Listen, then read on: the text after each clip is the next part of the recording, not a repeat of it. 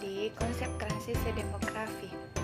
Konsep transisi demografi sudah terlihat di beberapa negara maju. Konsep transisi demografi sendiri menjelaskan bagaimana negara maju tersebut telah melewati tahapan transisi demografi. Setidaknya terdapat 3 tahap dalam transisi demografi. Yang pertama itu kelahiran tinggi dan kematian tinggi. Tahap ini merupakan tahapan pertama. Pada tahap ini masyarakat berada pada kondisi pra-industri di mana tingkatan kelahiran kematian cukup tinggi. Ada berbagai macam faktor yang menyebabkan peningkatan kelahiran seperti belum tersedianya program keluarga berencana dan alat kontrasepsi. Sedangkan peningkatan kematian akibat kondisi kekurangannya ketersediaan pangan, akibat gagal panen, pendapatan yang rendah hingga wabah penyakit yang tidak heran pada tahapan ini peran anak sangat penting untuk menunjang perekonomian keluarga sebab pendidikan tidaklah penting. Selanjutnya adalah tahapan kedua. Tahapan kedua merupakan tingkat kelahiran masih tinggi namun tingkat kematian cenderung rendah. Tahapan kedua ini merupakan tingkat moralitas atau kematian turun secara perlahan namun populasi populasi tetap meningkat. Penurunan kematian dialami di negara berkembang seperti di Laos, Yaman, Palestina, dan Afghanistan. Selanjutnya adalah tahapan ketiga, yaitu kelahiran mengalami penurunan dan kematian juga menurun sehingga menjadi stabil. Pada tahapan ketiga ini tingkat kematian mengalami penurunan cepat dan juga diikuti oleh penurunan di tingkat kelahiran, akan tetapi tidak secepat tingkat kematian. Penurunan kelahiran sendiri disebabkan oleh beberapa faktor, yaitu adanya penggunaan alat kontrasepsi dan program keluarga berencana yang mulai diterapkan oleh masyarakat. Perubahan menuju industrialisasi dan pertanian menjadi masyarakat industri. Adanya urbanisasi, perubahan sudut pandang wanita yang bekerja.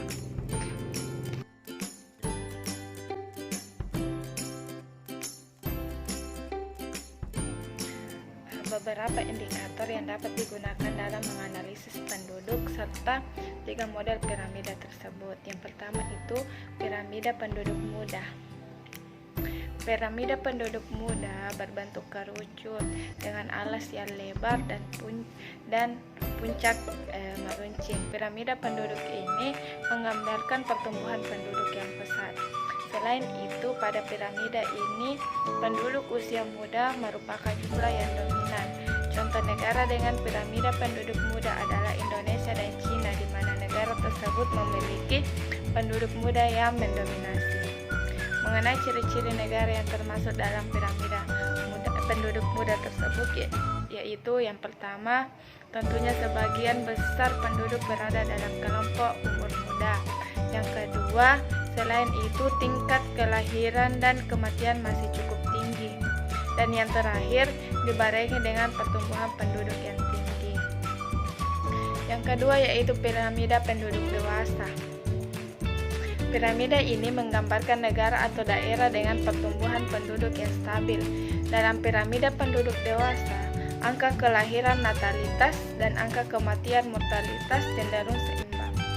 Oleh karena itu, jenis piramida penduduk dewasa sering ditemukan di negara maju seperti Amerika Serikat dan Inggris. Ciri-ciri negara yang termasuk dalam piramida penduduk dewasa adalah yang pertama, jumlah penduduk dalam keadaan stasioner atau adalah tetap, artinya dari stasioner adalah tidak berubah. Yang kedua, jumlah kelahiran dan kematian seimbang. Yang ketiga, jumlah penduduk relatif tetap. Yang keempat, pertumbuhan penduduk rendah. Dan yang terakhir, penduduk muda hampir sebanding dengan penduduk tua. Dan yang ketiga yaitu piramida penduduk tua atau konstruktif. Piramida penduduk tua menggambarkan kondisi daerah di mana angka pertumbuhan penduduknya cenderung mengalami penurunan. Gambar piramida bentuknya sendiri seperti batu nisan dan terdapat di negara Jepang, Belgia, dan Swedia. Adapun ciri-ciri negara yang termasuk dalam piramida penduduk tua yaitu yang pertama, jumlah penduduk terus berkurang. Yang kedua, angka kelahiran lebih kecil dari angka kematian. Yang ketiga, sebagian besar penduduk berada pada kelompok usia tua.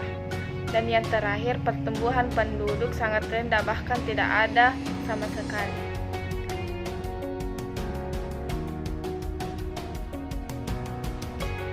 Perbedaan mendasar 3 sumber data demografi penduduk.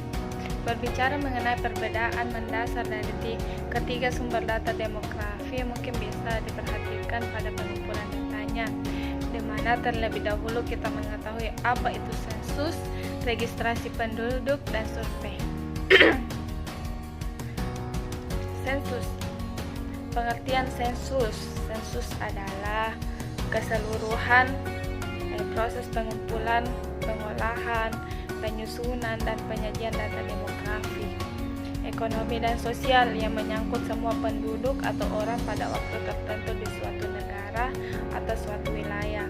Pengumpulan data sensus yang pertama dilakukan 10 tahun sekali melalui 2 tahap. Yang kedua pencacahan lengkap, dan yang terakhir sampel.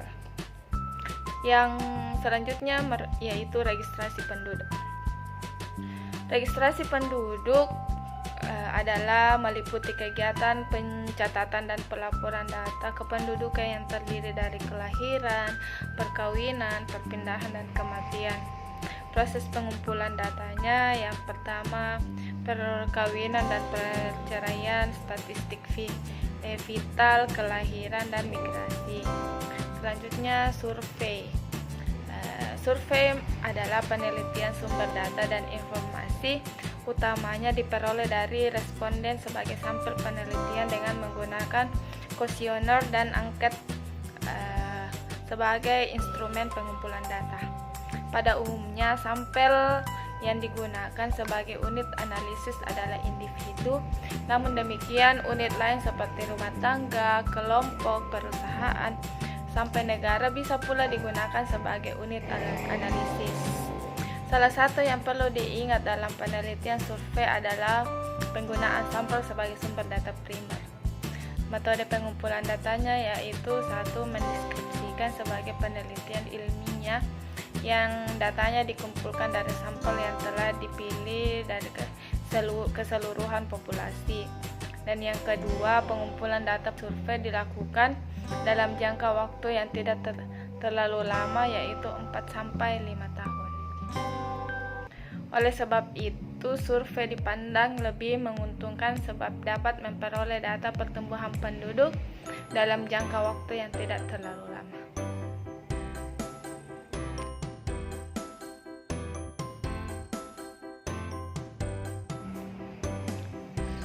Teori fertilitas dapat ditinjau dari pendekatan sosial dan ekonomi. Dalam pendekatan ekonomi, permintaan terhadap anak merupakan penurunan dari teori terhadap permintaan barang dan jasa dengan menggunakan pendekatan fungsi utilitas maksimum. Konsep permintaan anak dapat diartikan sebagai jumlah anak yang diinginkan dalam rumah tangga. Hal tersebut terkait dengan ukuran keluarga optimal yang diinginkan, termasuk di dalamnya bagaimana sikap orang tua dalam memandang nilai atas kepemilikan anak. Permintaan anak dalam rumah tangga dipengaruhi oleh beberapa faktor, diantaranya faktor sosial dan ekonomi. Dalam pernyataan Sofiardi dan Helmi menyatakan setidaknya ada 6 alasan mengapa orang menginginkan anak, yaitu pertama, dari sisi ekonomi. Anak dipandang sebagai tenaga kerja, penyumbang pendapatan bagi keluarga. Dari sisi kepentingan hari tua, anak dipandang dapat memberikan jaminan keamanan dan perlindungan di hari tua. Dari sisi psikologis, anak sebagai mitra jiwa dan kasih sayang. Dari sisi keluarga, anak dipandang sebagai kelanjutan keturunan dan pembawa nama keluarga. Dari sisi sosial dan agama, anak sebagai pemenuhan kewajiban sosial dan keagamaan. Dari sisi perkembangan kehidupan modern, anak sebagai modal sosial untuk memperluas jaringan dan mempengaruhi kebutuhan mereka.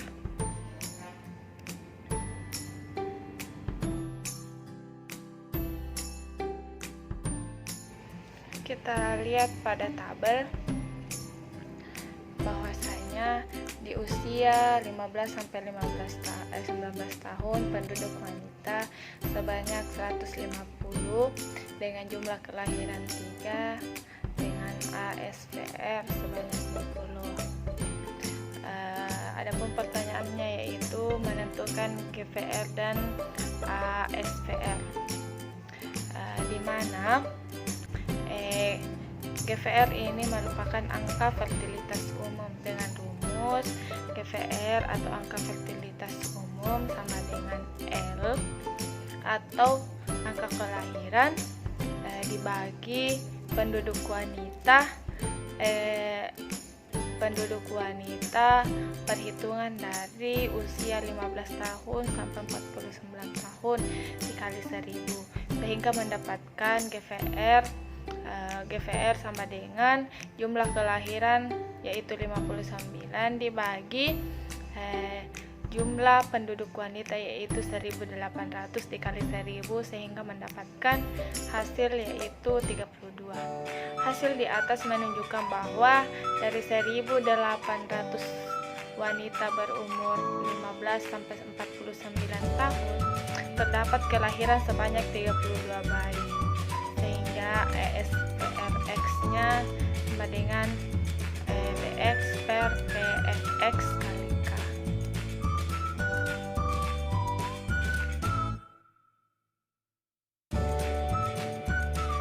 Di dalam analisis mortalitas dikenal istilah standarisasi.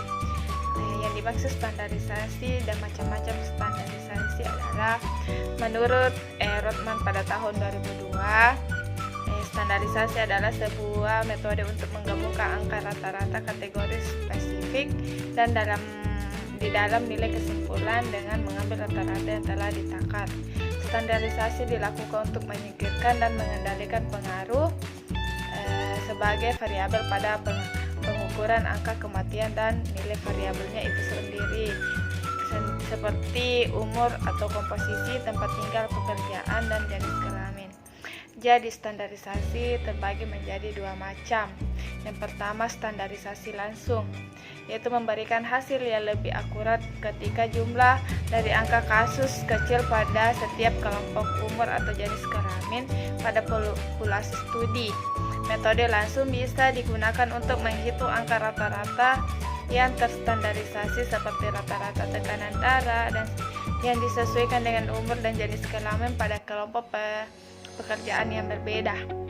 Pada standarisasi langsung, angka rata-rata spesifik umur atau jenis kelamin per kelompok di populasi di dalam studi diaplikasikan ke populasi standar. Yang kedua, standarisasi tidak langsung. Standarisasi tidak langsung atau direct standardization diukur dengan membandingkan jumlah kematian atau kesakitan yang dialami observer, number of deaths, dan jumlah kematian atau kesakitan yang diharapkan, yang dikenal juga dengan istilah Standardized Mortality Ratio atau SMR. SMR digunakan ketika angka umur rata-rata DX specific rates atau populasi yang dipelajari tidak dipengaruhi tetapi total kasus pada populasi studi diketahui. SMR juga digunakan ketika perhitungan rata-rata untuk populasi kecil di mana kita tidak bisa menghasilkan angka umur rata-rata